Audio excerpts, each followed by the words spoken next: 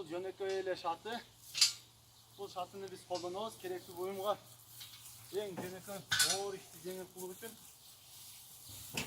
Arpanı çizip çıkar. Başını bir narcaka bir yaka kılıp gideceğiz. Çizip çıkıyor çok tatlı. Bu şunu ben bizim şartıga koygan arpağız.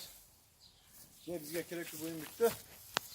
Bunu biz et pişirmeyene 3 porterde ek bir porterde eki 3 res kılığıyla bitir koysak olur. Bu yumurtun en Jönököy etması. Bir defa.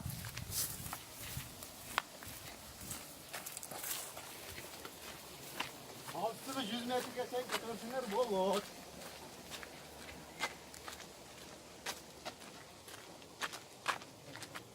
Akgelyene bunun size çıkması var. Akgel, onca solacak. 1, 2, 3 dese gördü bunlar baksa sizi falan.